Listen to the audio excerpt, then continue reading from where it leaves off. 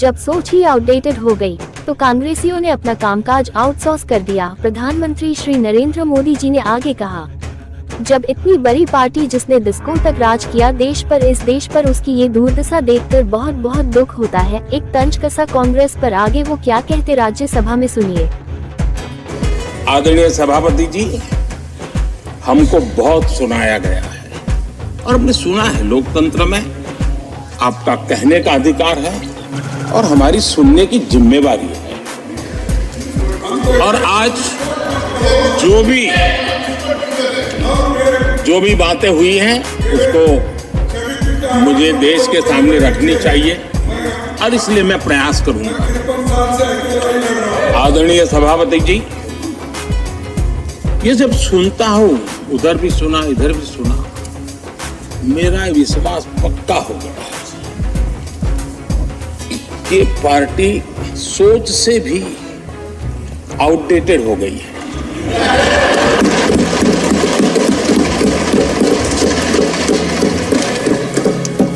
और जब सोच आउटडेटेड हो गई है तो उन्होंने अपना कामकाज भी आउटसोर्स कर दिया है।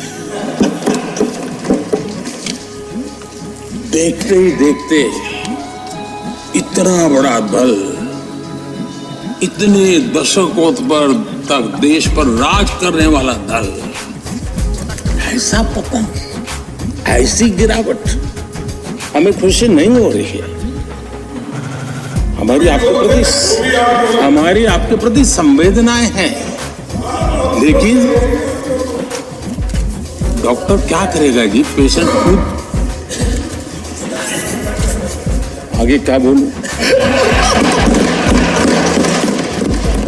पर केंद्र सरकार के खिलाफ विरोध प्रदर्शन के दौरान कर्नाटक के deputy CM D K Shivakumar कहते हैं, कर्नाटक दूसरा सबसे बड़ा राज्य है जो इस देश को सबसे अधिक राजस्व दे रहा है। हम अपने अधिकारों के लिए पूछ रहे हैं, हम अपना हिस्सा मांग रहे हैं। हम यहाँ ये दिखाने आए हैं कि हम सभी कर्नाटक के लोगों के लिए यहाँ लड़ रहे हैं। Karnataka is the second biggest, largest state which is giving highest revenue to this country. We are asking for our rights. We are asking for our share. Srimati Nirmala Sitaram was telling that central government doesn't have any powers. It all depends upon the Finance Commission. If they are, then why there should be a government? I agree. It is an autonomous body. But what mistake has been done? It has to be, what discrimination has been done? It has been set right. It is duty of the government of India. I request, we all request, we are the voice of Karnataka. We are the representative of Karnataka. We have come here to show that we all are fighting for the cause of the people of Karnataka. There is a drought. My revenue minister and my agriculture minister has met the union officers, union ministers. My chief minister has met the prime minister of this country. He has requested the home minister of this country and requested for the drought relief. But till today, not even a single rupee has been given. One thing I would like to point out, even the last budget where there was a double engine government, there was a double engine in government. In that time, Mrs. Nirmala Sitaram had promised various grants to the Karnataka. But even after 1 year, after Mr. Bommai also has included in the budget for irrigation, for a highway, for other issues, not even a single rupee has been given. One thing I would like to remind Mrs. Nirmala Sitaram, who is representing from Karnataka. One small speech which she had done in the budget speech, I would like to recall that speech and rest my friends will take it. Our Nirmala Sitaram, I am going to repeat what Srimati Madam has said. Water for drought-prone regions. In the drought-prone central region of Karnataka, central assistance of 5,300 crores will be given to the Upper Bhadra project to provide sustainable micro-irrigation and filling up the surface tanks for drinking water. This is for just drinking water for the poor farmers of Karnataka. Why this budget was not been implemented? Why not even a single rupee was not been given? I am not asking any big question to you. What is the vote you have taken from the people of this country? The parliament members voted for you. Karnataka के CM Siddaramaiah केंद्र सरकार के खिलाफ विरोध प्रदर्शन में भाग लेने के लिए दिल्ली के जंतर मंतर पहुंची। ये प्रदर्शन केंद्र सरकार के खिलाफ कर्नाटक के लिए फंड जारी न करने पर की जा रही है।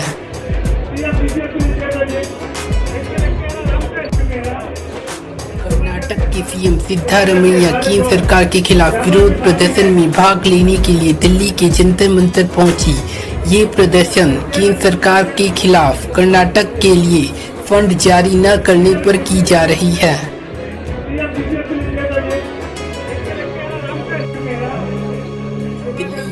में केंद्रीय मंत्री सर्बानंद सोनोवाल कहते हैं कि वर्षों से लोग मांग कर रहे थे कि यूनिफॉर्म कोड लागू किया जाए ताकि समानता की भावना बरकरार रहे। मुझे लगता है कि यह एक बड़ा कदम है। यह कदम मदद करेगा नागरिकों को समानता का भाव सशक्त बनाने में। उत्तराखंड पहला ऐसा राज्य है जहां पर यूनिफॉर्म सिविल कोड लाया गया है, असेंबली में पेश किया गया, उसको लेकर काफी विरोध होता है।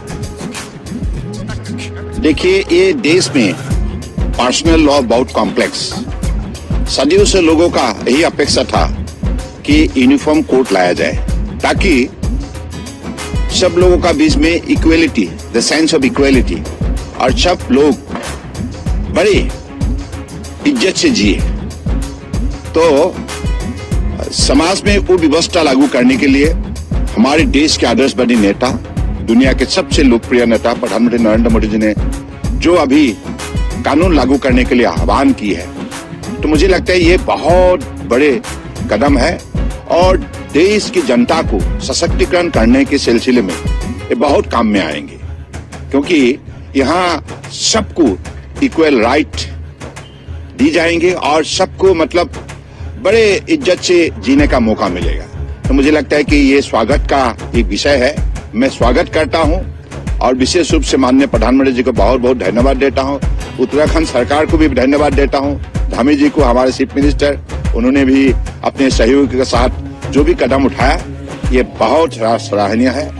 और साथ साथ में इस कानून से खास करके ट्राइबल जनजाति भाइयों बहनों के लिए जो व्यवस्था की गई है उनको इस कानून से बाहर रखा गया है, क्योंकि उनकी कस्टमरी जो राइट है ताकि वो भविष्य में उसको एंजॉय कर पाए।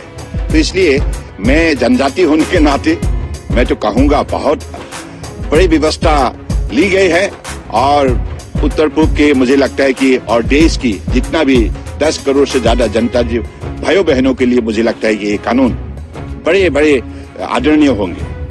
उत्तराखंड पहला ऐसा राज्य है जहां पर यूनिफॉर्म सिविल कोड लाया गया है, असेंबली में पेश किया गया, उसको लेकर काफी विरोध होता है।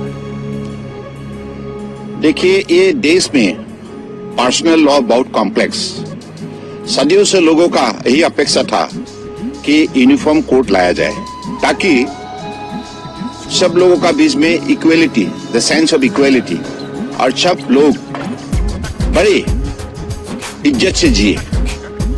तो समाज में हैदराबाद के छात्र द्वारा शिकागो में पीछा करने और हमला करने के बाद उनकी पत्नी कहती है, मेरे पति मुजाहिर अली अपने आकाओं के लिए शिकागो गए थे।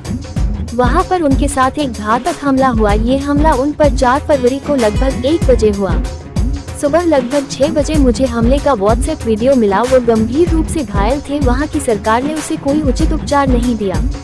मैं भारतीय सरकार से यह सुनिश्चित करने की अपील करती हूं कि मेरे पति को वहां यूएस में चिकित्सा और कानूनी सहायक मिले और मेरे लिए आपातकालीन वीजा जारी करने का अनुरोध करती हूं ताकि मैं अपने पति से मिल सकूं।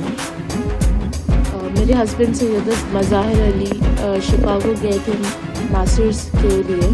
4 फेब को उनके ऊपर एक जानलेवा अटैक हुआ। वो अपने घर जा रहे थे रात में, कुछ रात के 1 बजे। तो 3 लोग गाड़ी में से उतरकर इन पे जानलेवा हमला किए और गन से भी उनको वो हमला किए।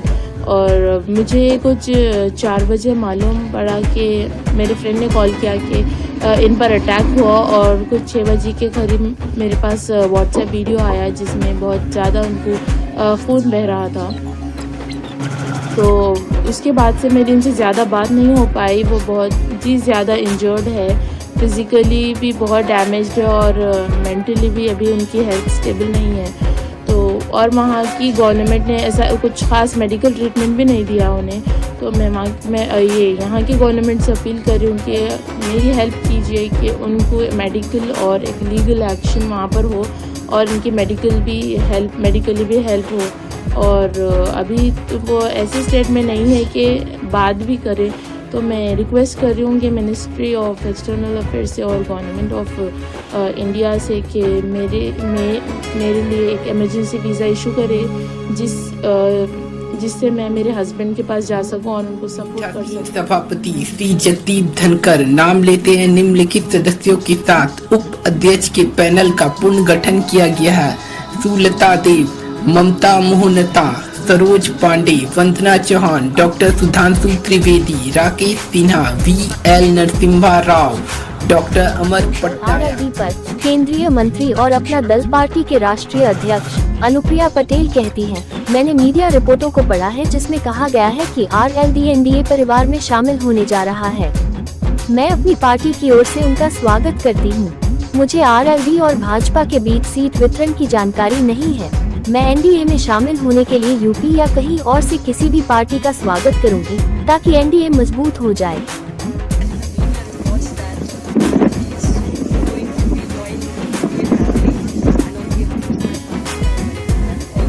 Really aware of the seat distribution between BJP and RLD. That's I guess a matter, an issue to be discussed between the two parties. However, I would welcome any party from Uttar Pradesh or anywhere else in the country joining the NDA to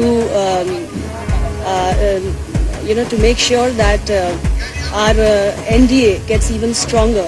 Although Prime Minister has already announced on the floor of the House that NDA would be 400 plus in the next upcoming elections, and we welcome any move from any party to come and join the NDA and contribute towards fulfilling the vision of Viksit Bharat by 2047. UCC पर केंद्रीय मंत्री सर्बानंद सोनोवाल कहती हैं, वर्षों से लोगों ने मांग की थी कि यूनिफॉर्म कोड लागू किया जाए ताकि समानता की भावना बरकरार रहे। मुझे लगता है कि यह एक बड़ा कदम है। ये कदम मदद करेगा नागरिकों को सशक्त बनाने में। आगे वे NI न्यूज रिपोर्टर के सामने अपना मत क्या रखती है, सुनिए। देखिए, ये एक प्रधानमंत्री जी के पद की गरिमा के अनुरूप ही होना चाहिए, न कि पॉलिटिकल होना चाहिए। चुनाव नजदीक है, चुनावी इस्तेमाल ना हो तो जनता को ज्यादा अच्छा लगेगा। हाँ,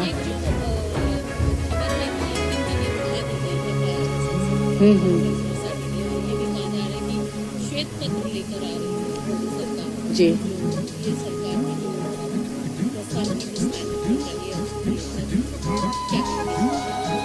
देखिए, सरकार अभी उनकी है, वो चाहे कुछ भी कर ले, लेकिन जनता तो देख ही रही है कि क्या हो रहा है, नहीं हो रहा है देश में, और किस तरह से विपक्ष को खत्म किया जा रहा है।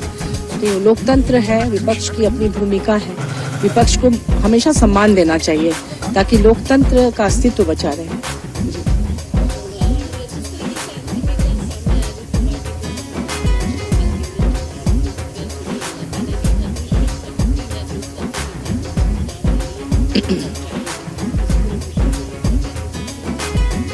देखिए, उनकी पार्टी का सवाल है तो वो तो अंतिम दम तक लड़ेंगी ना, क्योंकि जिन्होंने इसे सींचा है, जिन्होंने इसको बनाया है, और तमाम जनता भी उनके साथ है, उनके सेंटिमेंट्स उनके साथ है।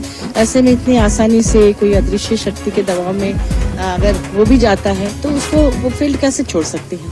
ये उनका अधिकार है, वो कर सकते हैं, करना भी चाहिए।